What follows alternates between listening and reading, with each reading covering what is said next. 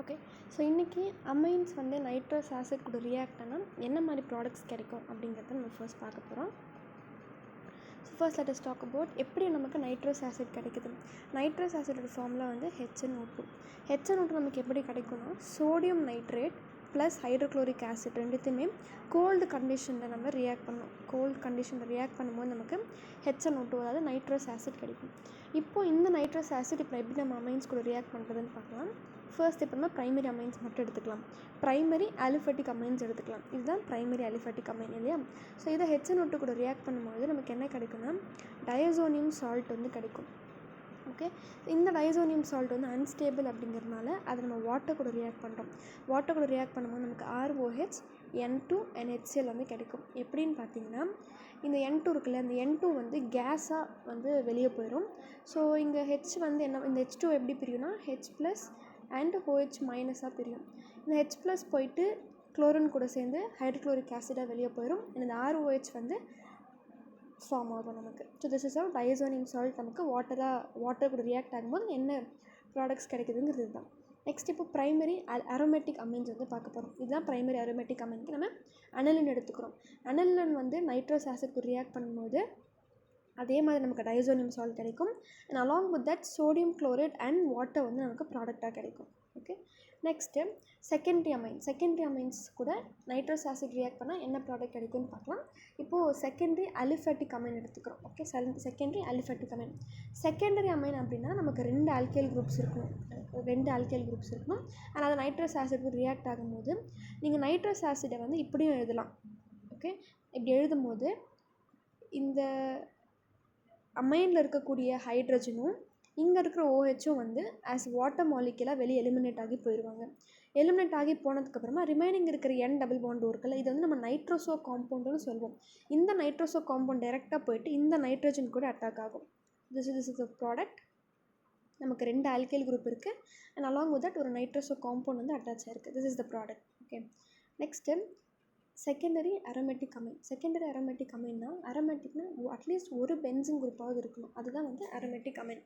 இந்த secondary aromatic அமைனை நம்ம நைட்ரஸ் ஆசிட் ரியாக்ட் பண்ணும்போது சேம் அதே மாதிரி H2 is getting eliminated out. இந்த அமைன்லேருந்து ஹைட்ரஜனும் இந்த நைட்ரஸ் ஆசிட்லேருந்து OHும் வந்து வெளியே போயிடும் ஆஸ் வாட்டர் காம்பவுண்ட். நெக்ஸ்ட்டு இங்கே இருக்கிற N double bond nitroso compound இருக்குல்ல, இந்த நைட்ரோசோ காம்பவுண்ட் டைரெக்டாக போயிட்டு நைட்ரஜன் கூட அட்டாக் ஆகும். The product is this. இப்போது டெர்ஷரி அமைன்ஸ். டெர்ஷரியில் அலிஃபேட்டிக் அமைன்ஸ் எடுத்துக்கிறோம். டெர்ஷரி அமைன்ஸ் அப்படின்னா நமக்கு 3மே வந்து ஆல்கைல் குரூப்ஸாக தான் இருக்கும். there will be no hydrogen. Okay. So இந்த ஒரு டெர்ஷரி அலிஃபேட்டிக் அமைன்ஸை நைட்ரஸ் ஆசிட் கூட ரியாக்ட் பண்ணும்போது என்ன நடக்கும் அப்படின்னு பார்த்தீங்கன்னா டைரெக்டாக அந்த H போயிட்டு இது கூட அட்டாக் ஆகும். அதாவது இந்த ப்ராடக்ட் இஸ் திஸ் பாருங்கள், நைட்ரஜன். கரெக்டாக ஆக்சுவலாக nitrogen can have only 3 bonds with it. But இங்கே எக்ஸ்ட்ரா ஒரு பாண்ட் இருக்கிறதுனால it will get a positive sign and இந்த nitroso compound will get minus sign. இது நம்ம வந்து ட்ரை ஆல்கைல் அமோனியம் நைட்ரேட்டுன்னு சொல்கிறோம். ஏன் ட்ரை ஆல்கைல் அமோனியம் நைட்ரேட்னு சொல்கிறோன்னா இதோட பேக் போன் பாருங்கள். இந்த காம்பவுண்டோட பேக் போன் பார்த்தீங்கன்னா it look something like this. NH4NO2 மாதிரி இருக்கும். இது என்னது, அமோனியம் நைட்ரேட்டுன்னு சொல்லுவோம். அமோனியம் நைட்ரேட்டோட பேக் போன் இருக்குது. ஆனால் இங்கே 3 ஹைட்ரஜனுக்கு பதிலாக நமக்கு 3 ஆல்கைல் குரூப்ஸ் இருக்குது. So that is why it is called as tri alkyl ammonium nitrate.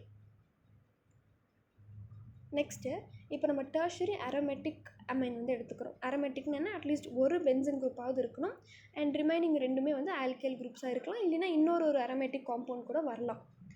So இந்த டெர்ஷரி அரோமேட்டிக் அமைன் வந்து நைட்ரஸ் ஆசிட் கூட ரியாக்ட் ஆகும்போது இந்த நைட்ரஸ் ஆசிட்லேருந்து ஒரு நைட்ரோசோ காம்பவுண்ட் வெளியே வந்து that will get attached with this benzene. So ஒரு nitroso compound from nitrous acid will attach to the benzene. அப்போ நமக்கு இந்த மாதிரி ஒரு ப்ராடக்ட் கிடைக்கும். இது நம்ம என்ன சொல்லலாம்னா பேரா நைட்ரோசோ N, டைஆல்கைல் அனிலின் அப்படின்னு சொல்லலாம். ஏன்னா இந்த பென்சினோட பேரா பொசிஷனில் நைட்ரோசோ குரூப் இருக்குது அண்ட் அது இல்லாமல்